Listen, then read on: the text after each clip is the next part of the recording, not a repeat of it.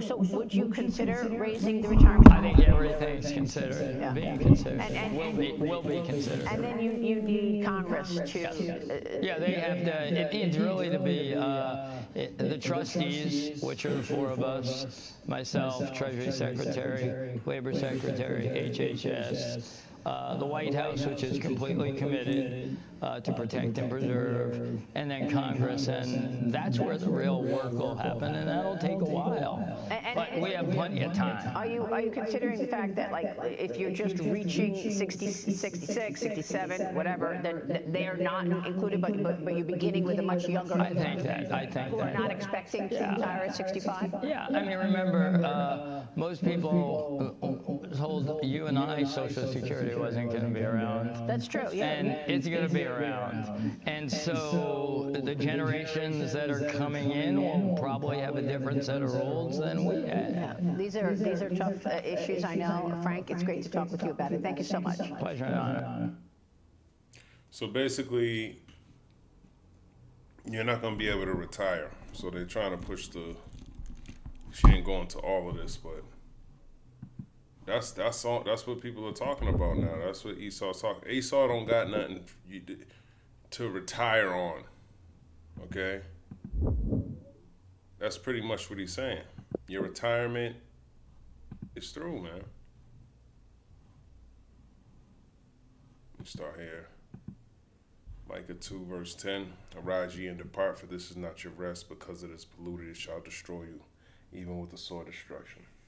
I'm going to start off by giving all praise, honor, and glory to the Most High God, Yahweh, Bahashem, Yahweh Shai, who the world ignorantly calls Jesus Christ. His name is Yahweh Shai. Okay. Bahashem Rechak Wadash, which is the Holy Spirit. Okay. Double honors to the apostles and elders at Great Millstone for teaching me this truth. Shalom to the hopeful elect on the highways and hedges, pushing the truth. It's your brother Rabbi Knapp, coming out with a lesson. Lord's will is edifying to the Lord's elect. So we just read Micah 2 and 10. I want to look into that. Micah said, this ain't your rest, man. So don't get comfortable here. You know, oh, I'm going to retire here. That's a form of thinking about resting here, okay? You might as well expect the day of judgment to come than to think, that the Lord's going to judge this place in your lifetime than to think that it's okay to rest here, okay? Because a lot of people think that a lot of people don't know about that they're actually talking about increasing the retirement age. Let me grab that. News about increasing the retirement age to 75. I think that's what I heard, something like that. Okay. Trump administration considering on September 19, 2025, Social Security Administration, SSA, Commissioner Frank Bisignano. Let's find out. Let's see who Frank is. Yeah, this is who we just saw. Social Security chief walks back remark on raising retirement. Now he's walking it back. 2 days ago. Now he's walking it back. Okay. This is the games they're going to keep playing till you find out that you don't got no money that you can retire on. Ain't going to tell you, but we got you. Just take this MOTB device and everything's going to be okay. Okay. So you got to prepare your mind for this. Everything leading up to the MOTB. How is it? It's just another form, this is what I'm seeing, Every avenue is leading to you taking this MOTB. This is why it's important. You might not believe us, but hey, the prophets of old are saying the same thing. Okay? Micah 2 and 9 is a verse in the book of Micah that describes how the wealthy and powerful are oppressing the vulnerable by evicting women from their homes and depriving their children of God's favor and blessing. I don't know where he gets women. Because it's Micah. Where did you get women? Let's start from the top. This is why I like to read the whole chapter, because sometimes you forget, man. Let's get a summary on Micah 2. Give me a summary of Micah, the 2nd chapter. And this is what these tools are used for. Micah chapter 2 is a prophetic rebuke against the sins of Israel, especially the leaders, wealthy, and oppressors who abuse their own people. Here's a summary. Now, a lot of, in context, yes, it's talking about Israel. A lot of these scriptures, the reason why we apply them to Esau, Edom, is because Romans 15:4. We understand that all of this was written for our learning. The Lord could have talked about anything about Israel, in Micah, the 2nd chapter. He could have talked about how, the tools they were using to farm weren't sufficient enough, and you shouldn't use these tools if you're doing farming. But he didn't do that. He was talking, woe to oppressors, man. You're oppressing the people. Okay? Woe means death and destruction. You look at the Lord ain't destroy Israel for their sin and their wickedness like he's going to do to the so-called white man. But you understand the mindset of the Lord of why he's doing these things. He's not doing them just because. No, he's a righteous power. He's showing you that he ain't just judging you because for willy-nilly, for fun. He's doing it because, first of all, he gave you the laws. You understand why he told you not to do it. You agreed. There's a contract. There's a covenant that you made. When you breach the terms of the covenant, there's consequences for that. Okay, so we understand firsthand why these things happening. Esau's doing it, and we're telling him this shit's gonna happen to you too. Even telling him to stop is a form of mercy, even to the left hand side. But we understand that he's not gonna stop. He can't repent. He was created to do that, But the Lord is still being just in doing these things, or bringing these judgments out. Romans 15 verse 4. It says, for whatsoever things were written aforetime were written for our learning, that we through patience and comfort of the scriptures might have hope. So they were written for our learning. So we should learn about an oppressive government and how the Lord is going to judge them. And how did he judge Israel? Well, he kicked them out of the land. He kicked them out of the position of power, the authority that they were in. He started with the northern kingdom, then he did it with the southern kingdom. So he's no respecter of persons. He didn't do it. He only did it to them because, where was I going with this?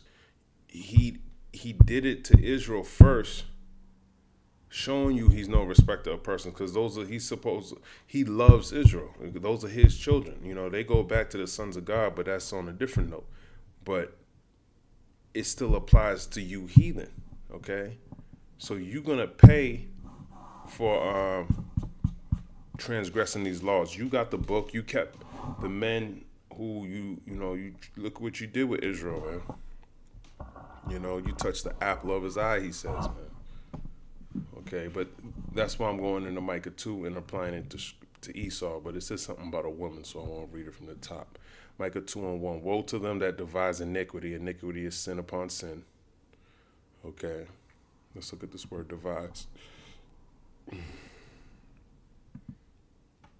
Hasab, to think, account, to charge, impute, value, to invent, to be accounted, be reckoned, to be imputed, to be considered. Woe to them, woe means death and destruction, that devise, invent iniquity, which is sin, and work evil upon their beds. Let's look at that part. As a matter of fact, let's just go into Micah 2:1. Okay, let me read the condemnation of the wicked, verses 1-5, rejection of the prophet's message, 6-11, promise of restoration, 12-13. Overall, Micah 2 mixes judgment and hope. It warns against greed, oppression, and ignoring true prophecy, but it ends with a promise that God will restore and lead his faithful remnant, which are the elect of Israel. Okay. Would you like me to break this chapter down verse by verse with precepts and Hebrew word definitions like I've done 4 other chapters with you? Yes. Look at that. You got a scriptural assistant. You can just go on chat and Tell it to give you these things. Tell them to give you the Hebrew. I ask for, give me precepts out of the Apocrypha, I don't see any Apocryphal scriptures. Let's see if it gives me any. Maybe it doesn't apply, but it's giving me Hebrew words. You know, you can look them up, but it's good to have everything in one location. Okay. Micah 2:1, woe to them that devise iniquity and work evil upon their beds. When the morning is light, they practice it because it is in the power of their hand. Okay, right now the power is in the so-called white man's hand, according to Job 9:24. The earth is given into the hand of the wicked. Esau's the wicked, according to Malachi 1:4. Okay. You know, in First Maccabees 1:9, I believe is. Let's grab that too.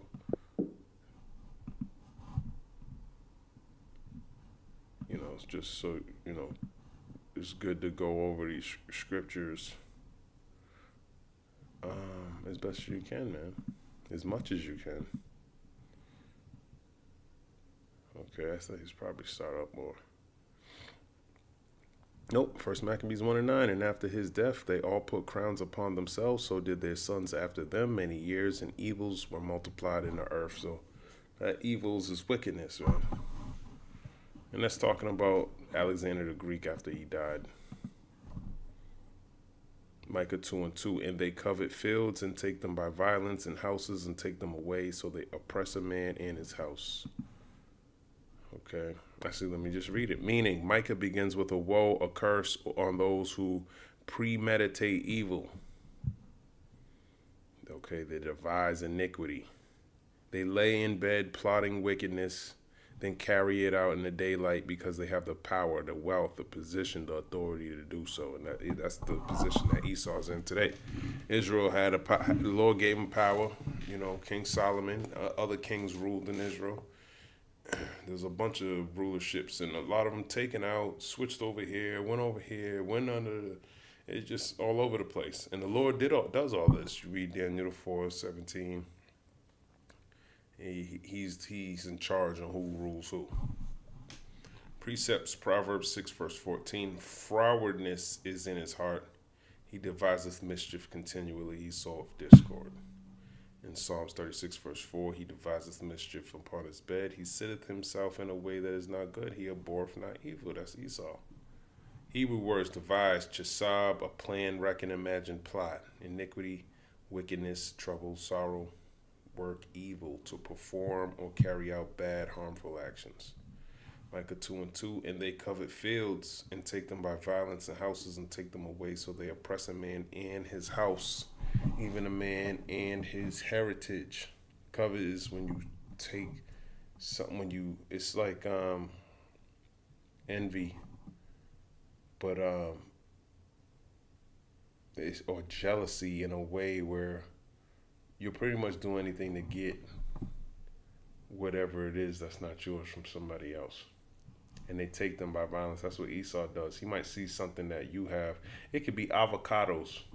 He's coming to take it, and he's going to do it by violence. He might start, you know, hey, I would like to rebuild your country. You know, I would like to establish McDonald's in your area. Oh, you don't like McDonald's? What about an Apple? Oh, well, what about, you know, all this bullshit. Just so we can get up in there and work his way to those avocado fields and take it. Okay, sometimes he can do it nicely if you're willing, but he's going to do it underhand. He's not going to be upright with you when he does it either. He has to do it like this. He's the wicked, man. He ain't doing nothing. He's not upright. All right? He has to do it in a way that's evil and wicked. Okay? He don't do business correctly. Or righteously, I should say. He does it underhand and wickedly. In houses and take them away. Okay, just like he did this land that he lives on today, that he wants to kick the native people out. And for what? So y'all can run around, be homosexuals all the time and start shooting each other in the damn neck when you disagree, and then blame it on some Negroes, Latinos, and Native Americans and try to come down with great wrath upon them because you're mad at yourself. Because Esau hates himself, but he likes to project. He can't self-reflect. He's like a narcissist. If you don't know what that is, you should look it up, man. This is the mindset of an Edomite. You think the world revolves around you, but it doesn't. So they oppress a man and his house, and that's what he's in the process of doing now, oppressing a man in his house. Because ultimately, we go back to Israel, but at one point, you were the founders of this land. Where's your images at? He took them down, replaced them with your Mount Rushmore. Those faces weren't Edomites. Why he ain't go build a new Mount Rushmore somewhere else? He's not original. Okay, he'd rather just replace you. He's a parasite. Okay, even a man and his heritage, and your heritage goes into your inheritance, your land. He'll take that from you, man, and then he glory himself in it's yours, but he stole it. Okay, and no one's been able to take that away from him.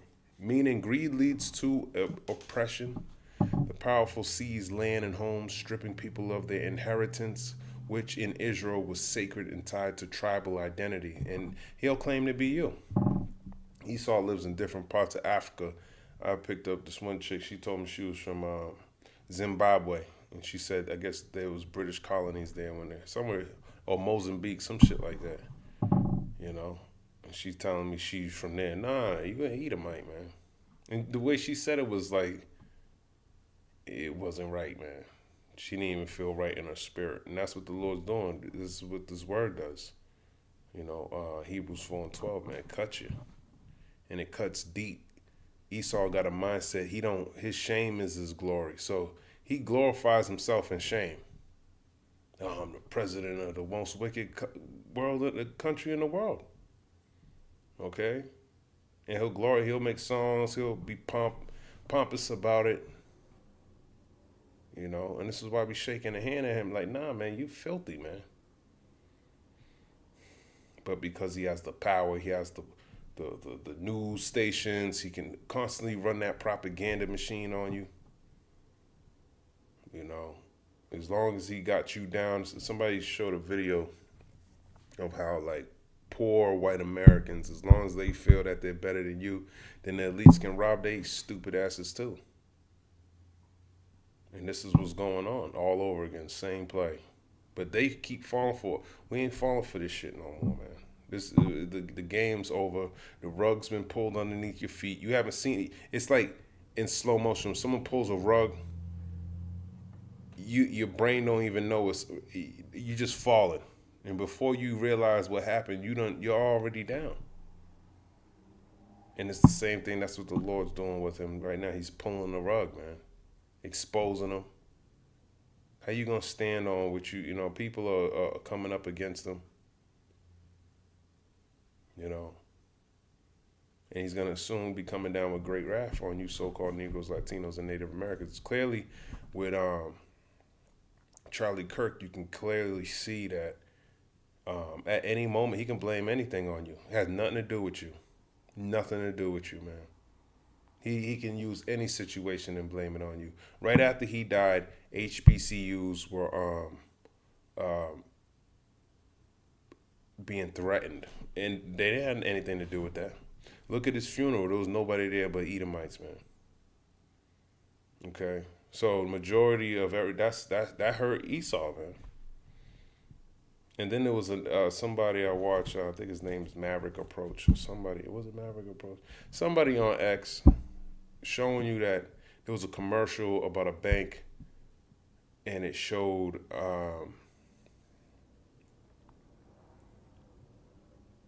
a family going to a graveyard to bring some type of pie to a tombstone, and then the mother tells the kids, this is before Kirk gets popped, your father's down there, he's actually alive. And so, you know, a lot of this is those enchantments we're telling you about.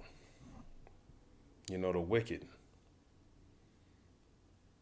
This is the type of things that they'll do. Magic. You know, that's just like the ancient Chaldeans. They were known for doing this type of shit. Micah 2 verse 2. Greed leads to oppression. The powerful seize land and homes, stripping people of their inheritance, which in Israel was sacred and tied to tribal identity. Exodus 20, verse 17, the commandment against coveting.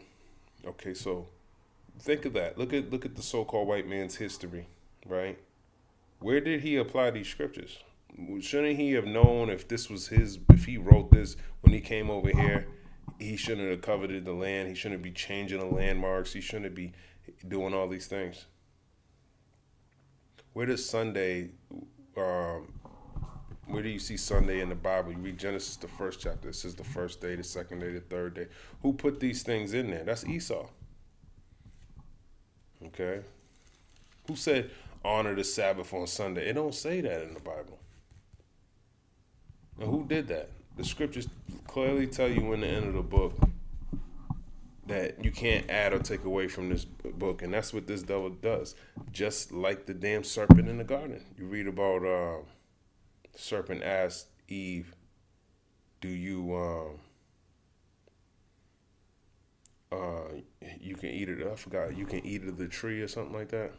Let me just grab it since I can barely get it. Genesis 3:1. Now the serpent was more subtle than any beast of the field. Now look at this word serpent. This is why you got to go into the Hebrew. Nahash or Nachash. Okay.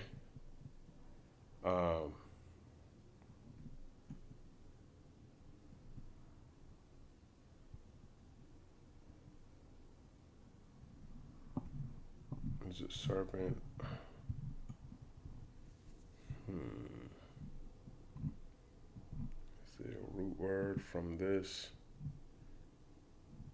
Okay, you go to serpent, then you go into the root word. It says to practice divination, divine, observe signs, learn by experience, diligently observe, practice fortune telling, take as an omen, to practice divination, to observe the signs of or omen. So here it is. This serpent is someone, is an enchanter. Okay. This is what he was doing. It was a person who practiced divination. It wasn't an actual snake on the ground. And who told you that? Who propagated that lie? Esau, Edom, and with his Catholic Church. They believe in this bullshit. And they need to be called out for it. And the Christians ain't doing that because that's what they believe in. They have no understanding of the scriptures, and that's why they're going to take the MOTB, because they easily can be beguiled. They're being enchanted by the snake. Now the serpent was more subtle than any beast of the field. Let's look at this word, subtle. Crafty. Sly. But crafty. Let's look at this word, crafty. Describes someone who achieves goals through cleverness, cunning, or trickery, or someone with skill in making things with their hands and mind. The term can carry both negative, deceitful, sly, and in a historical context, positive, skillful, ingenious connotations. Clever and cunning, this is most common meaning referring to a person who is adept at using subtly guile and cunning to get what they want, often by devious means, and that's how he works. But if you don't know who the serpent is, he gonna deviously beguile you, just like he did Eve. That's why he got a lot of y'all in that feminine spirit. He knows exactly what he's doing. He was more subtle than any beast of the field which the Lord God had made. And he said unto the woman, Yea, have God said, Ye shall not eat of every tree of the garden? And the woman said unto the serpent, We may eat of the fruit of the trees of the garden. But of the fruit of the tree which is in the midst of the garden, God hath said, Ye shall not eat of it, neither shall ye touch it, lest ye die. Now this is somebody's wife, right? Why is she talking to a damn serpent or an enchanter, someone with practices divination? Why do most of you people do these type of things? And the serpent said unto the woman, Ye shall not surely die. For God doth know, or God does know, that in the day ye eat thereof, then your eyes shall be opened, and ye shall be as gods, knowing good and evil. And when the woman saw that the tree was good for food, and that it was pleasant to the eyes, and a tree to be desired to make one wise, she took of the fruit thereof, and did eat, and gave also unto her husband with her, and he did eat. What's the point? The point's in actually Genesis, the 2nd chapter. Genesis 2. Let's see where he says it. And the Lord Yahweh power took the man and put him into the garden of Eden to dress it and to keep it. And the Lord God commanded the man, saying, of every tree of the garden thou mayest freely eat, but of the tree of the knowledge of good and evil thou shalt not eat of it, for in the day that thou eatest thereof thou shalt surely die. And the Lord God Yahweh power said, it is not good that man should be alone. I will make him a helpmeet for him. So you're not supposed, you can eat of every tree, but not that one. Okay. And the serpent said unto the woman, ye shall not surely die. So there it is. The Most High said, you shall surely die. He said, you shall not surely die. Okay. So he'll twist up the scriptures to get you to do exactly what he wants you to do. That's what he does. He twists up the scriptures. Or he'll leave things out. Just like when he was talking to Yahweh Shai, he goes into Psalms 91, but he don't finish the verse where it says you should, I can't even remember it. Let's go. I'm just going to go to the point. I'm not going to go to Matthew, but I want to make my point. Psalms 91, I think he starts at 11. Psalms 91 and 11, for he shall give his angels charge over thee to keep thee in all thy ways. They shall bear thee up in their hands, lest thou dash thy foot against a stone. Now he stops right there, but he's telling Yahweh Shai to jump, takes him to the pinnacle, but he stops here. Because if he kept going, if you don't know the scriptures, it says in Psalm 91, verse 13, thou shalt tread upon the lion and adder. An adder is a snake. Okay. So here it is, the scripture he's bringing out, a snake, a venomous serpent, perhaps the cobra, adder, or viper. So he stops there because he's hoping he can beguile you with you not knowing the scriptures. And he clearly beguiled the whole world into not knowing these scriptures. That's why y'all believe in false gods and you practice false religions. You practice paganistic holidays and you have no clue that you're doing it. Fully beguiled.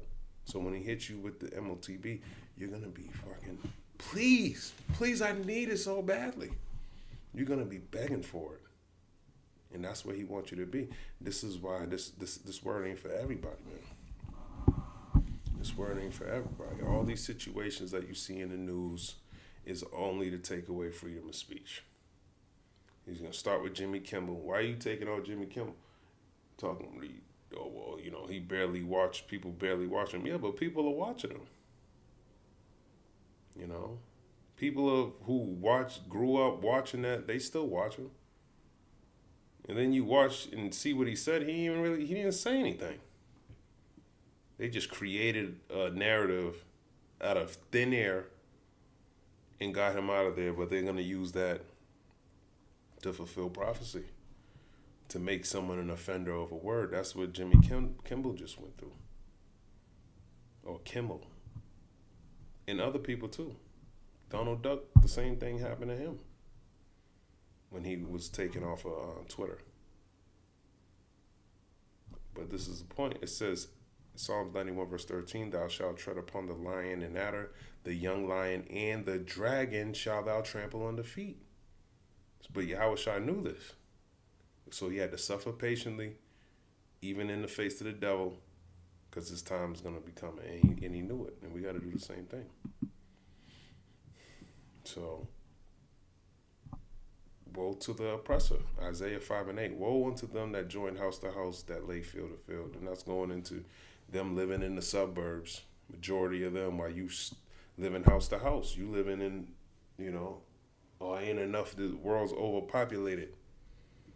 you know. But he got all you so-called Negroes, Latinos, and Native Americans within the cities because he gonna cut off your water. He gonna cut off your food. It's better to have them in a city, even though Esau will be going in there because that's what Jake said. Everybody want to be around Jake. Gentrifies his areas, keeps pushing them out. Wherever Jake goes, Esau's coming, man. Because Esau hates Esau.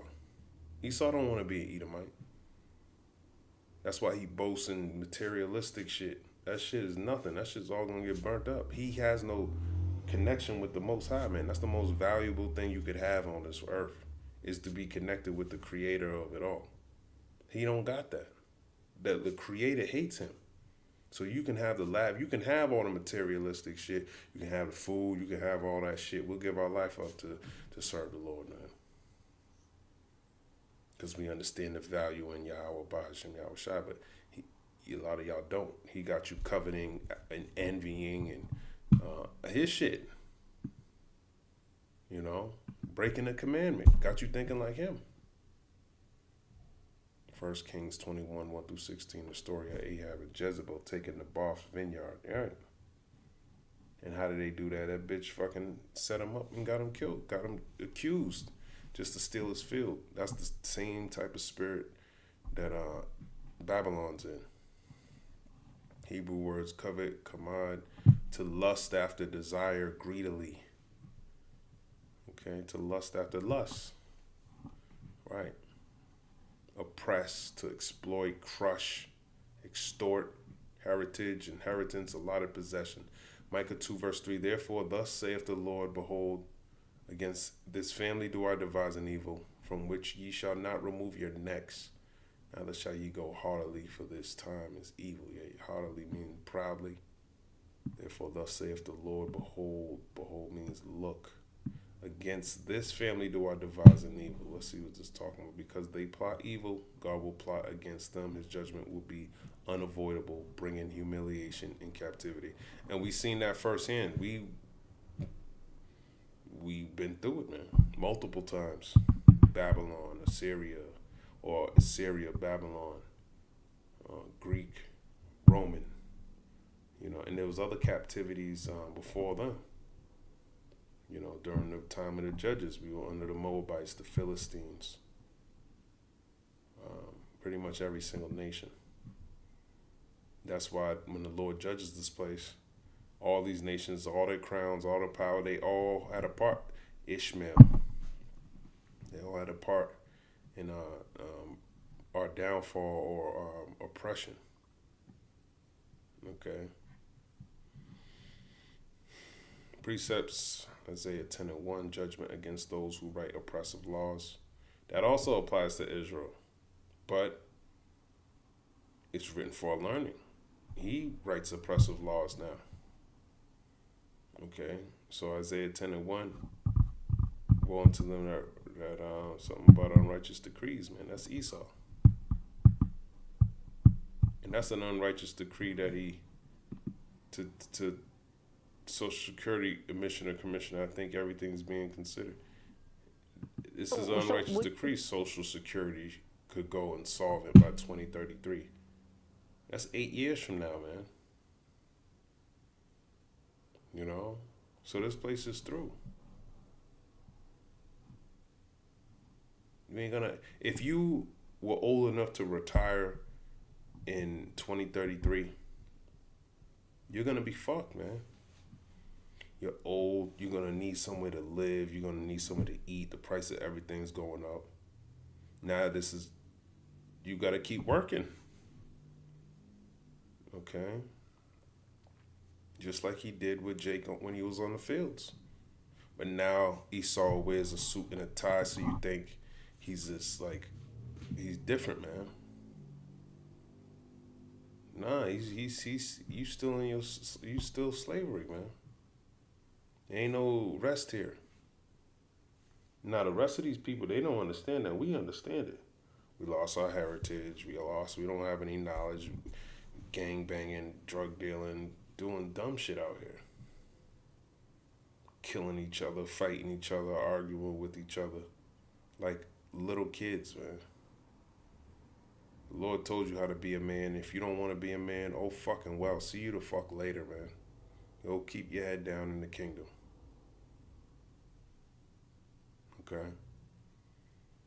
But you still gonna be doing a lot better than the rest of these nations. At least you ain't gonna have your back whipped. You're gonna have some shame for some time, man. For a long time, man. All right? So you hold on to that. Proverbs 21:30. There is no wisdom nor understanding nor counsel against the Lord. There's nothing you can do to fight up against what he's written in this book. The only thing you can do is to get this knowledge and be all right with it, man. Let these words comfort you. You know, but a lot of y'all got Stockholm syndrome, so you just love your oppressor. So whatever he says it sounds good to you. It don't sound good to us anymore because we have the wisdom now. Now we know where his end's gonna be. And I don't want anything to be a part of that. No, I want to see him fall, and I want to be on the right side of history, man.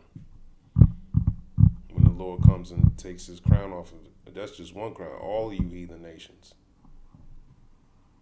You know, devise Chisab, same verse 1, to plan or purpose. Now, I got to look into this. These Hebrew words, majority of the time, they're wrong. Evil, ra, calamity, disaster, misfortune, heartily, goodbye, to be exalted, arrogant, lifted up. I'm surprised I didn't say proud. So what's this? Micah 1-3.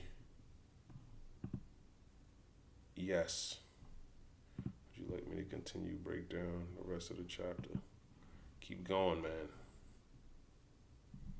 Well, I don't see any apocryphal scriptures.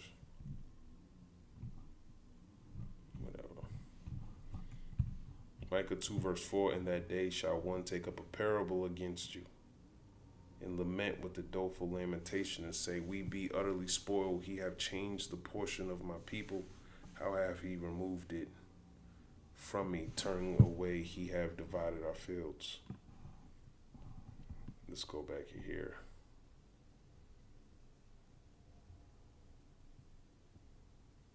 The condemnation of the wicked is 1-5. Meaning when judgment comes, Israel will be mocked by surrounding nations.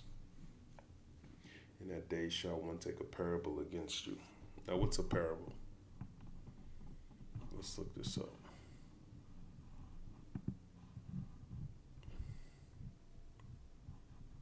To my understanding, it's like a riddle or something. A proverb, a parable, proverbial saying, aphorism, a byword. Let's look up parable. A simple story used to illustrate a moral or spiritual lesson as told by Yahushua in the Gospels. Yeah, parables like, you want to hide something from a nigga, put it in a book. That's a parable. And a byword is like calling you a nigga, because you're the children of a person or thing cited as a notorious and outstanding example or embodiment of something. A word expression summarizing a thing's characteristic or a person's principles. I like that. A byword in the Bible refers to a person, place, or thing that becomes a symbol of scorn, ridicule, or a cautionary example, often as a result of divine judgment for disobedience. That's right. That's why you're getting called a nigga, ignorant. And you know what? Ignorant and black. And that's exactly what you are, man. If you don't know who you are. We were niggas for a long time, but then now we're not, because now we know who we are. Now we're Israel. But Esau's a nigga now, because he's calling himself a so-called white man when he's an Edomite. You see how these curses get lifted up and they get put upon your enemies, man? It's a beautiful thing, man. That's a clear example of it working right then and there. So why wouldn't you want to serve the Lord? You got to be a fool, man. That's the only way that it makes sense. The Lord's just not dealing with you. So if he's not dealing with you, he's not guiding your steps. You don't want to be around nobody like that, and he's going to destroy you. Okay? Unless he has mercy on you. He tells you in Romans the 9th chapter, he's going to have mercy on who he's going to have mercy. Some of y'all are going to have to see spiritual power for you to wake up. But whether you have to be an Israelite at the end of the day. Blood descendant. You might not know it. A lot of Israelites are Christians, Catholics, all that shit. Some of them are white. I believe Kurt has a possibility of being an Israelite. Because, Apostle Tahar did a video on that, saying that his last name, even though it goes back to, I think Ireland or something like that. Yeah, so some Irish, red-headed looking leprechauns are Israelites, man. Deuteronomy 28, verse 64. Not all Israelites are going to be looking like me, man. Dark Jews, and no, we from all the, even a regular, look at it, there's plenty of examples, man. People don't always look like where they're from. It's kind of ignorant to think. I always see Jake make that mistake, man. That's just showing you their discernment where it's at. Not everybody, I don't know if he's an Edomite or Israelite, but you don't really see the same, if you got darker skin, Jake might teach you, like, man, the skin I don't look at skin like, I done seen too much, man. Niggas ain't shit, crackers ain't shit, y'all ain't shit, man. If you ain't in this truth, you really ain't shit. I was actually looking at his wife's X account, and she was putting up a lot of good scriptures, man. A lot of good scriptures. So the scriptures tell you that she might be an Edomite too. Who knows? I don't know. If she's an Edomite, if he's an Edomite, they're going into slavery. But if they're not, hey, he's gonna be blessed, man. He's gonna be blessed. It's not up to me to I forgot what I was even looking for. Let me keep going.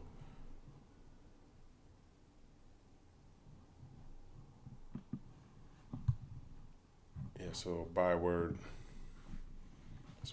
That's why we being called bywords. You gotta suffer these things, man. It's kind of funny when you think about it, though. The heathen love calling you a byword, man. It makes them feel powerful because they're wicked. But when you have the truth, you got a foundation to stand upon. It don't work anymore. You bring them into the scriptures and show them who they are. And laugh at them. Because we're going to see that your fault. We're going to have the last laugh. That's the best laugh. Micah 2:4, and lament with a doleful lamentation. Let me look at that. The inheritance, let me read that. Meaning, when judgment comes, Israel will be mocked by surrounding nations. That's what's going to happen to Esau. Okay? Same way this world looks at the so-called black man, Latino man, Native American man, criminals, thieves. That's what he propagates. But when you look at the statistics of things, he's the one in jail the most. 89% of the pedophiles is him. Don't think you're not going to be in the land and learn some traits of your oppressor. Jake wouldn't have been doing. Was wicked. But when judgment's going out, he's not as wicked as Esau, man. Esau is the wicked. Okay, and lament with a doleful lamentation. Let me look at this word doleful. Expressing sorrow, mournful, causing grief or misfortune. Lamentation means to cry. Let's look it up though. the passionate expression of grief, or sorrow, weeping passionately, and say, we be utterly spoiled. What spoiled mean? A person, nope. Food having become unfit for eating, nope. Diminish or destroy the value or quality of, that's right.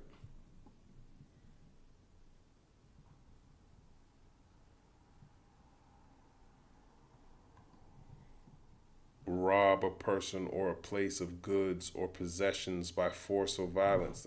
That's it. You've been robbed or spoiled. Someone takes all your shit. That's what happened to us. Got all of our shit taken away, man. Just like a father would do when you weren't doing good. He'll raise. That's what the Lord did with us as a nation. That's why our worst enemy is being exalted. You got to go for the want of all things from your enemies. One of the curses in Deuteronomy, the 28th chapter. That right there pisses me off. Like, that's one of the curses that's enough to make me work, man. I hate getting robbed. I'm not the person that you don't want to rob me, man. I don't know why. That's one thing. I hate a thief, man. And that's what this nigga is. You know, he have changed the portion of my people. How have he removed it from me, turning away he have divided our fields. Deuteronomy 28, verse 37, thou shalt become an astonishment, a proverb, and a byword. That's the precept right there. It's an astonishment to see Jake at this low of a level. There's a video online. They took some Jake off the street, cut his hair off, gave him some sneakers, some clothes, some food. This is Yasharala, man. This is who the Lord loves. And he ain't looking too good, man. That's an astonishment. It's a proverb. It's a byword. It's somebody holding a sign on the street. You won't even give him $1. That's Jake. That's going to be the person that's going to be ruling over you, man. Lamentations 5, verse 2. Our inheritance is turned to strangers, our houses to aliens. And he's calling you an alien. Now, these illegal aliens. That's what he calls Jake. He's the fucking alien, man. He's foreign to this place. Amos 7, verse 17. Israel's land given to enemies. Let me go into Amos 7, verse 17.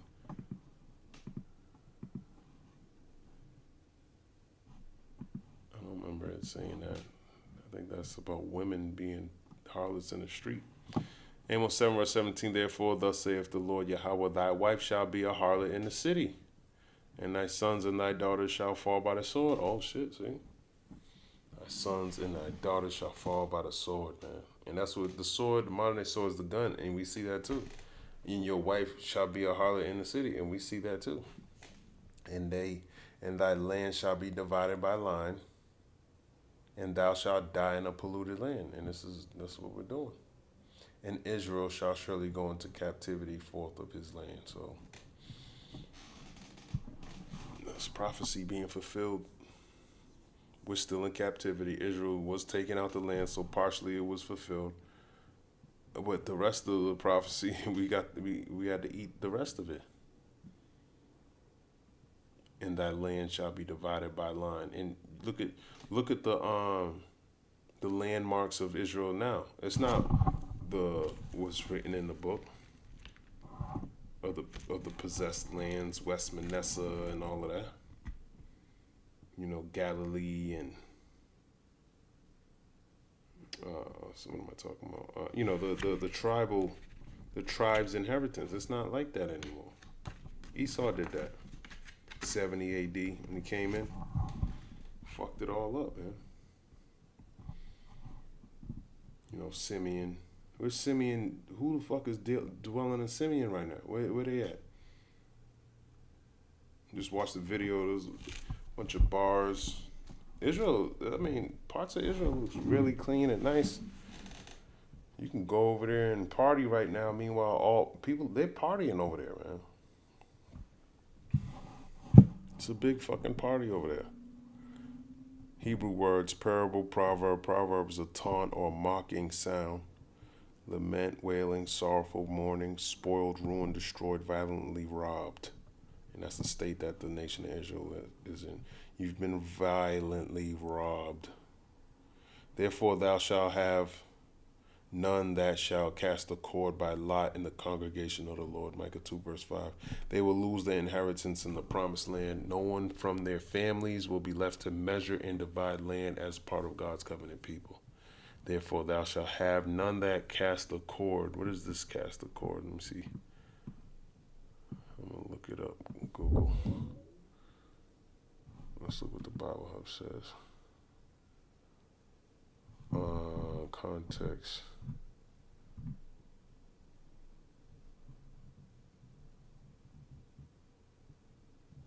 Dividing land by lot was a practice used during the time of Joshua when the Israelites entered the promised land. Joshua 14 verse 2.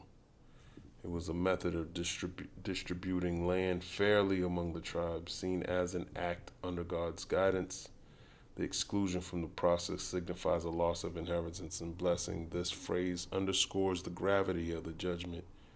Those who have acted unjustly will not partake in the future distribution of God's promises. Clearly.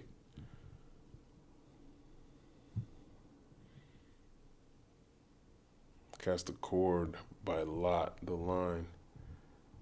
Thou shalt have no inheritance in Israel. The line is the measuring line used in dividing land. As Amos 7 verse 17, the reference to the original distribution of the land by lot in Joshua's time. Let me see Joshua 14 and 2. By lot was their inheritance, as the Lord commanded by the hand of Moses, for the 9 tribes and for the half tribe. Talking about Manasseh. In the congregation of the Lord's own people, whose polity was now about to be dissolved, Hitzig, Rus, and Orelli suppose that this verse contains a threat against Micah himself on the part of the ungodly Jews, intimating that they will punish him for presuming to prophesy against them, and that he shall die without leaving children. But this seems far-fetched and inadmissible. Thank you for giving me your far-fetched and inadmissible. Like, this is Esau, man.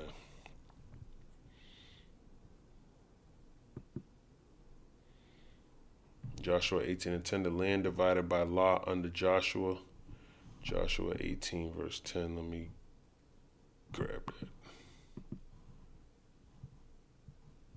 Joshua 18 verse 10. What's the title? Rest of the land divided. What time is it? I'm going to start at the top. Joshua, actually, what time is it? 53 minutes. And the whole congregation of the children of Israel assembled together at Shiloh and set up the tabernacle of the congregation there, and the land was subdued before them. And there remained among the children of Israel 7 tribes, which had not yet received their inheritance. And Joshua said unto the children of Israel, how long are ye slack to go to possess the land which the Lord Yahweh God of your fathers have given you? Give out from among you 3 men for each tribe, and I will send them, and they shall rise and go through the land, and describe it according to the inheritance of them, and they shall come again to me. And they shall divide it into 7 parts. Judah shall abide in their coasts on the south, and the house of Joseph shall abide in their coasts on the north. He shall therefore describe the land into 7 parts, and bring the description hither to me, that I may cast lots for you here before the Lord our God. Let's look this up, Joshua. Oh, man.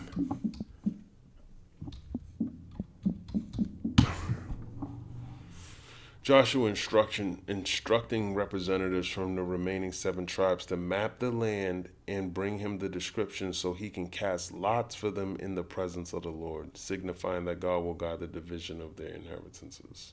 The act of mapping the land and then casting lots was a way for the Israelites to acknowledge God's sovereignty and ensure a fair distribution of the promised land among the tribes who had not yet received their portions. Seems random, but it's not, man. You know, the modern day casting a lot would be flipping a quarter. So it doesn't really go into detail how he would cast a lot. Maybe he put names in a bag. You know, I think that's what they did with to replace Judas. Excuse me. So it's not unrighteous to cast a lot, okay? Especially on certain issues. But the Levites have no part among you, for the priesthood of the Lord Yahweh is their inheritance. Yeah, so that was their inheritance, to be priests. And Gad and Reuben and half the tribe of Manasseh have received their inheritance beyond Jordan on the east, which Moses the servant of the Lord gave them. And the men arose and went away, and Joshua charged them that went to describe the land, saying, Go and walk through the land and describe it, and come again to me, that I may hear cast lots for you before the Lord in Shiloh. So describe means to map out the land of Israel. And the men went and passed through the land and described it by cities into 7 parts in a book, and came again to Joshua to the host at Shiloh. And Joshua cast lots for them in Shiloh before the Lord Yahweh. And there Joshua divided the land unto the children of Israel according to their divisions.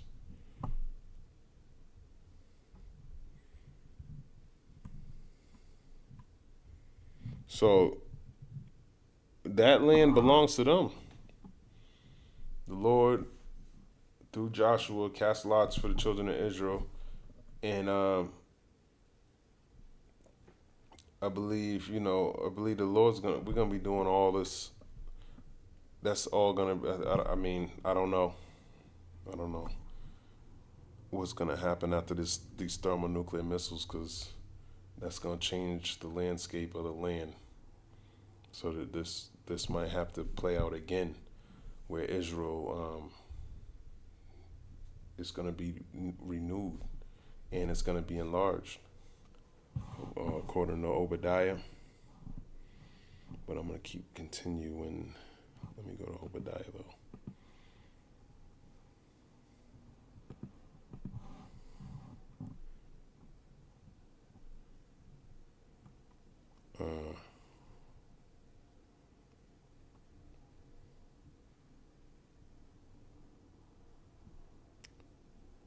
Let's see, where is, I forgot what precept, something about enlarging. Let me see, Obadiah 1 verse 15, for the day of the Lord is near upon all the heathen. As thou hast done, it shall be done unto thee. Thy reward shall return upon thine own head. For as ye have drunk upon my holy mountain, so shall all the heathen drink continually. Yea, they shall drink and they shall swallow down, and they shall be as though they had not been. But upon Mount Zion shall be deliverance, and there shall be holiness, and the house of Jacob shall possess their possessions. And the house of Jacob shall be a fire, and the house of Joseph a flame, and the house of Esau for stubble, and they shall kindle in them and devour them, and there shall not be any remaining of the house of Esau, for the Lord has spoken it.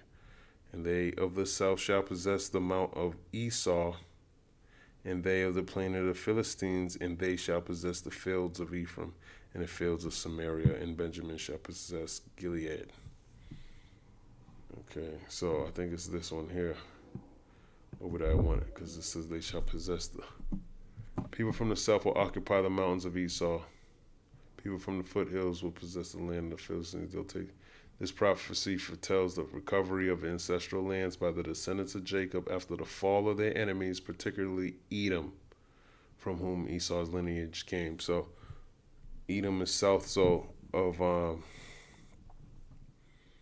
Judah. So Judah's gonna have, it's gonna be huge, man. It's gonna be huge. So the landscaper is what I'm saying here. That's the only precept that came to mind. There's another one, but I don't think I can't think of it right now. Ezekiel 45:1, land measured by cord. Psalm 78, verse 55, God cast out nations and divided inheritance. Okay, Micah 2:6, prophesy ye not, say they to them that prophesy, they shall not prophesy to them, that they shall not take shame. The people and false prophets silence true prophets, like Micah saying, don't speak judgment to us. They wanted comforting messages instead of truth. The precept, Isaiah 30:10, prophesy not unto us right things, speak unto us smooth things, prophesy deceits. That's what Jake want to hear, man. But we ain't set up to prophesy lies to you. Go watch TD Jakes, man. Creflo Dollar. Okay, they're not talking about the oppression that's going on down here on the earth from these Edomites, man. All right, they're talking about worldly things, man. You know, every now and again, I used to watch TD Jakes, and sometimes he'd go in, but when you come to this truth, you realize he ain't going in, man, for the Lord. There's times where he says certain things, but it's like, it's very weak. You know, there's probably times where I know he know the truth, but he don't really be talking about Israel like that, man. Cause he taking a bag, man. You want the riches of this world. Amos 2 verse 12, commanding prophets not to prophesy. Let me grab that. Let me see what that's saying. Amos 2 verse 12, but ye gave the Nazarites wine to drink and commanded the prophets, saying, prophesy not.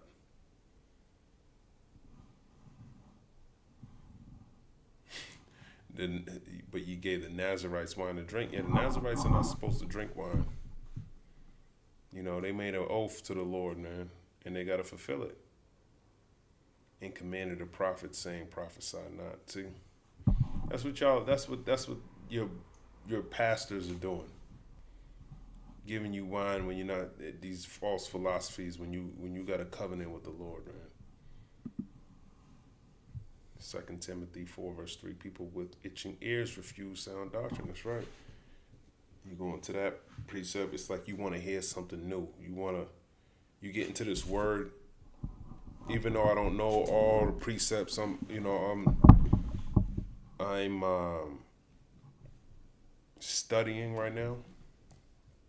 You know, because at the end of the day, you got to be persuaded in your own mind. No one can persuade you, even though I feel like I am persuaded, but there's just so much to know in these scriptures, man. There's just too much there's just a lot of knowledge, man. Okay? There's a lot of knowledge, man. Romans 11 is coming to mind. Control F.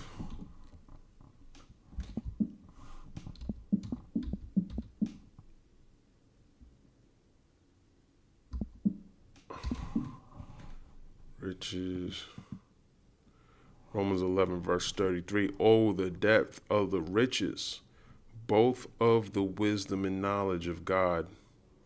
How unsearchable are his judgments and his ways past finding out. Let's look into this. A declaration of awe at the infinite depth of God's wisdom, knowledge, and riches, emphasizing that his judgments and ways are so profound, they are beyond human comprehension or ability to find out, man. It's like, it is so much. It is so much, man. But we all got a measure of the spirit. I'm not trying to seek things higher than, what's that scripture? Don't seek out things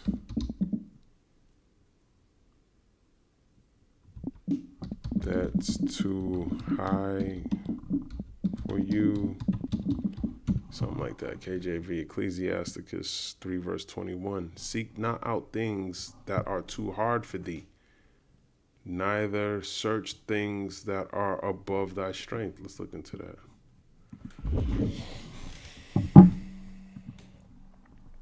Express skepticism about the human spirit's fate after death. What? No, Ecclesiasticus.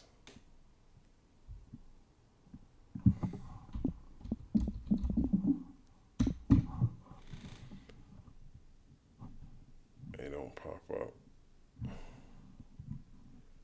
Let's go to Sirach. Sirach 3 and 21, which is part of a Catholic and Orthodox biblical canon, advises against seeking or investigating things that are too difficult or beyond one's ability to understand. The verse, seek not what is too difficult for you, nor investigate what is beyond your power, encourages a focus on one's God-given responsibilities rather than on deep, hidden, or inaccessible knowledge, which can lead to distraction or misjudgment. Yeah, man, you know. I mean, you want to, like, I guess what I'm thinking about is some people are looking for things that are just like, I don't know what they're looking for in these scriptures, man. You know, you trying to get super deep into something, man. Just understand the precepts, man. I mean, there's already enough precepts to understand. If you're trying to seek out the wisdom out of the Lord, you know, I don't know. Just, I'm trying to think of an example. I had an example and it just escaped me, but you know, all the flat earth and is the earth round? That's caused a lot of people to err right there, man. It'll get you right up out of here, you know.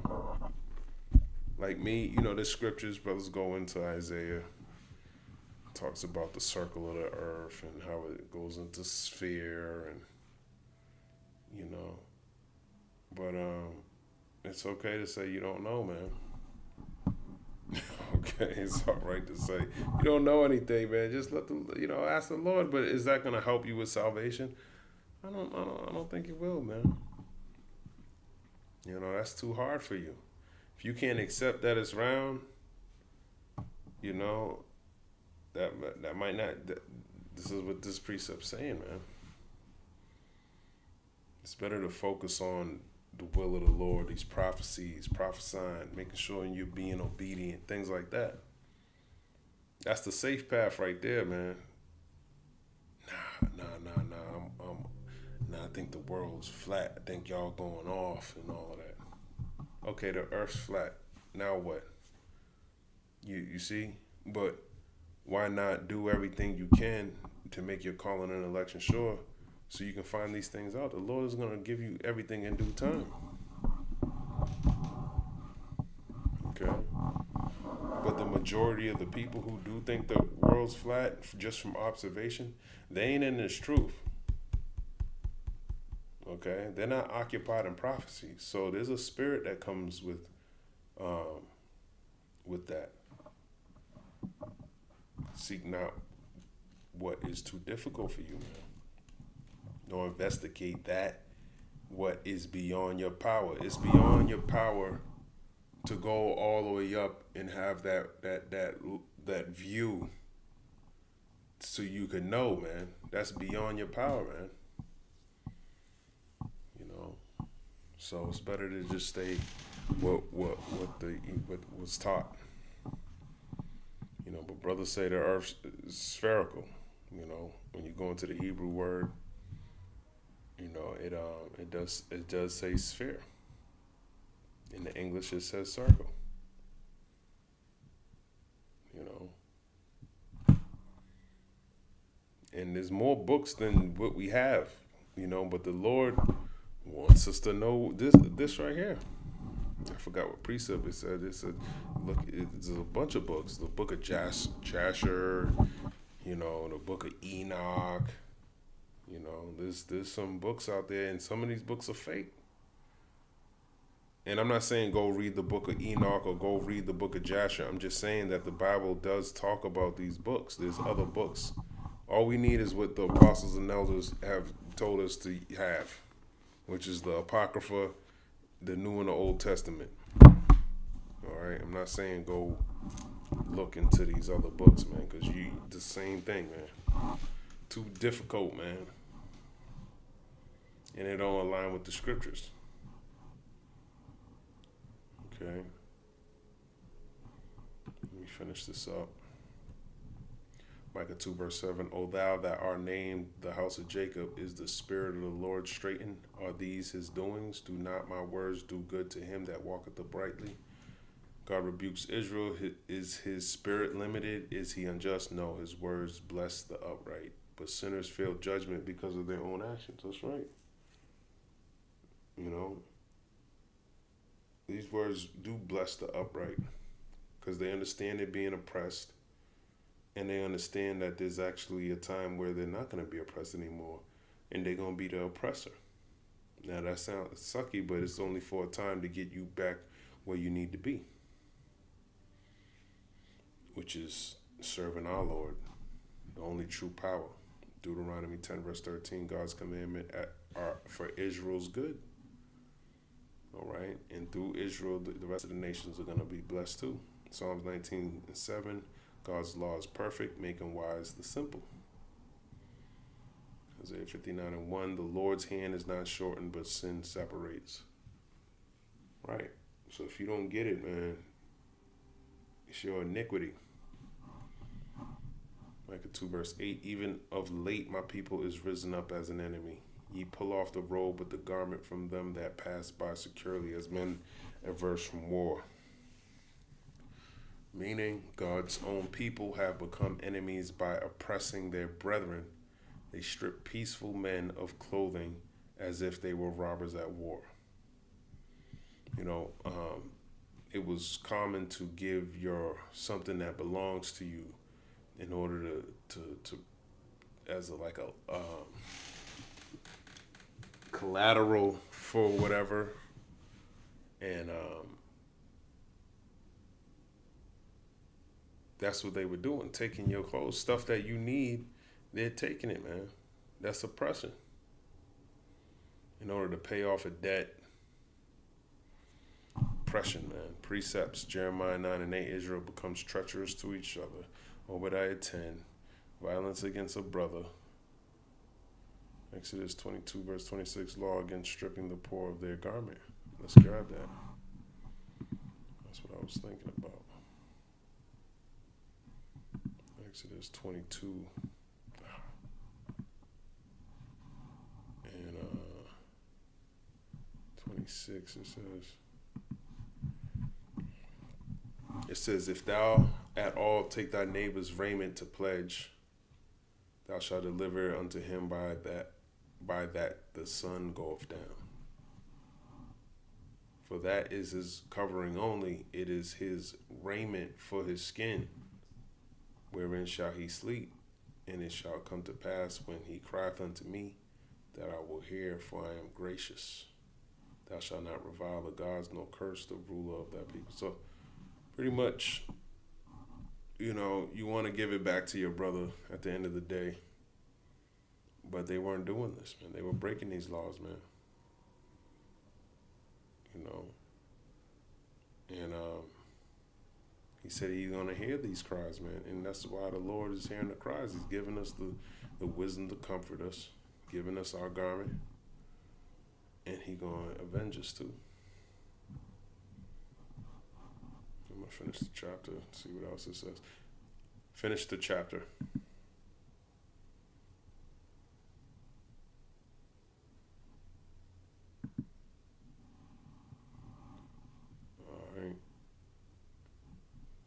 So, the reason why I went into this, because I looked it up somewhere, Micah 2:9, it says something about a woman.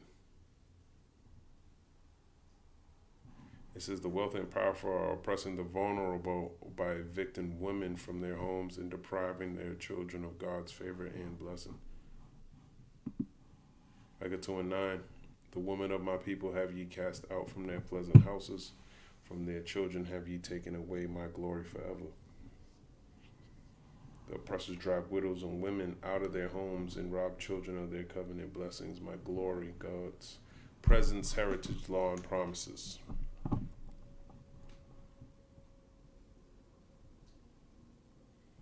They cast out women from their pleasant houses. Isaiah 10:2, to turn aside the needy from judgment and to take away the right from the poor of my people, that widows may be their prey. Unrighteous decrees, man.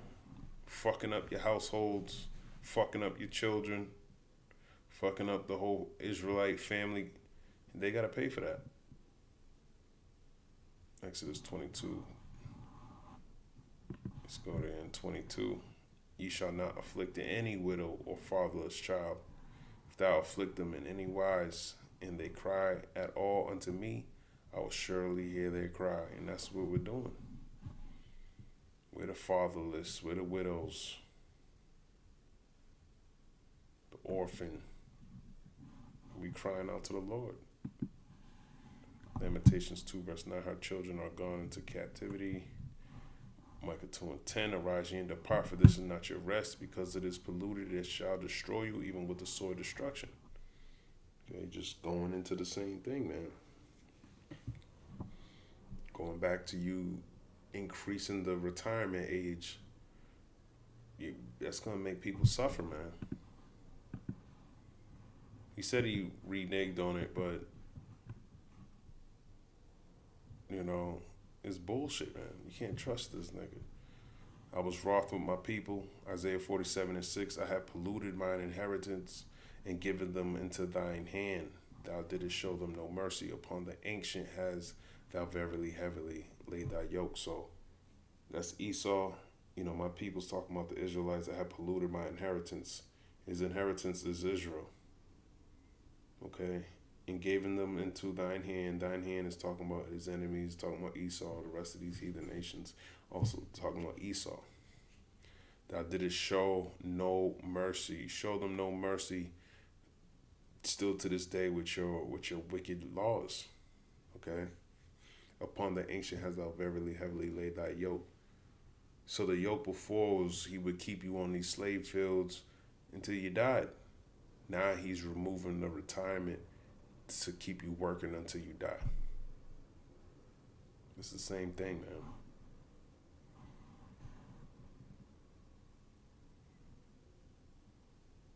Okay. Same damn thing.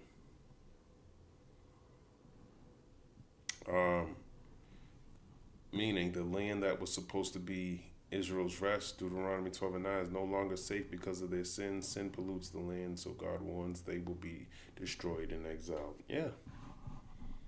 And that's what this place is, the sinful kingdom. Amos chapter 9, verse 8, behold, the eyes of the Lord, power, Yahweh, are upon the sinful kingdom, and I will destroy it from off the face of the earth, saving that I will not utterly destroy the house of Jacob, saith the Lord Yahweh. So this sinful kingdom applies to the northern kingdom of Israel. He didn't destroy it though, but he did kick them out of the land. So the Lord's always looking at these sinful kingdoms, and America's the most sinful kingdom, and this is where his eyes are. And he's going to destroy it, man, via thermonuclear missiles. But he's not going to destroy the house of Jacob, which are the elect. Okay, saith the Lord. So he put his name on it. All right. So that's comforting. He puts his name on a lot of these, what he said, because this is his word. Hebrews 4 verse 9, true rest is found in God. That's right. 100%. I'm tired, but my spirit needs to hear the words of the Lord. Let me grab that. Hebrews 4 verse 9. There remaineth therefore a rest to the people of the heavenly Father, for he that is entered into his rest, he also have ceased from his own works, as God did from us. Yeah, so we gotta cease from our own works and do the will of the Lord. Okay. Control F. Hebrews 13, verse 14. For here have we no continuing city, but we seek one to come. That's right. No continuing city, man. Because this isn't our rest. And he's going to be a constant reminder, this is not your rest, man. He does it all the time.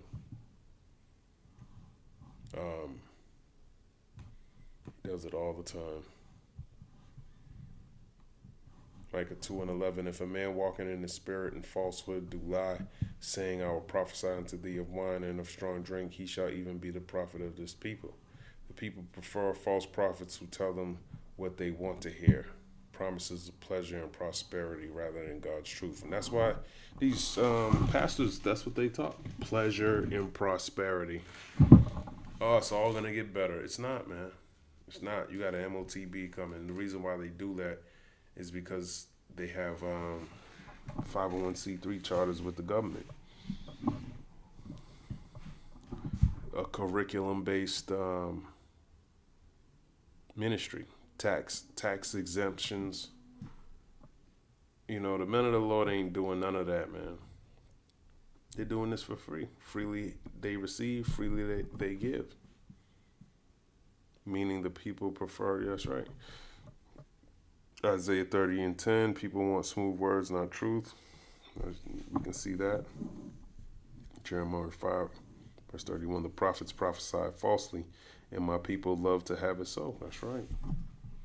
They love to have it so, man. They don't want to hear the truth, but there's going to be a time it's going to be too late. And just like when the Ark of the Covenant closed up, it was too late. Now you heard the truth, now the truth is leaving you, and you're about to be destroyed. 2 Peter 2, verse 18 through 19, false teachers promising liberty through lust. Micah 2, verse 12, I will surely assemble, Jacob, all of thee. I will surely gather the remnant of Israel. I will put them together as the sheep of Basra, as the flock in the midst of their fold. They shall make great noise by reason of the multitude of men. Meaning, after judgment, God promises restoration. He will gather the faithful remnant of Israel like sheep in a fold. Basra, a place known for large flocks, symbolizes safety and abundance. Exactly. The fold is the chariots, man. Once we get into there, that's safety. That's abundance. Okay, we're going to be changed in the twinkling of an eye, and we're going to see that's the beginning of the restoration of Israel. And it starts with you getting a new body and seeing your enemies fall. Come on, that's the beginning of our life, man. Right now, it's the shadows of death, man. Jeremiah 23, verse 3, God gathers the remnant of his flock. Ezekiel 34, 12 through 13, God seeks out his scattered sheep. John 10, verse 16, one fold, one shepherd. Okay, Micah 2, verse 13, the breaker is come up from before them. They have broken up and have passed through the gate and are gone out by it, and their king shall pass before them, and the Lord on ahead of them. A breaker is a deliverer, will go before them, often seen as a messianic prophecy. He leads the remnant like a shepherd king, with the Lord himself at their head. Let's look at that word breaker.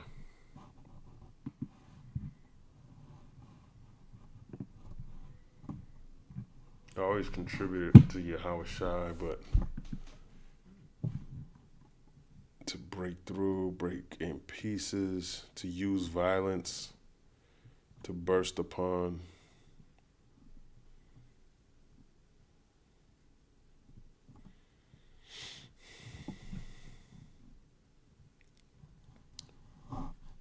Chaldee lexicon. To break down, to destroy, to break asunder, to scatter, disperse hostile forces, to break forth upon, spread abroad, broken down to separate oneself from anyone. Sound like Yahweh Shai.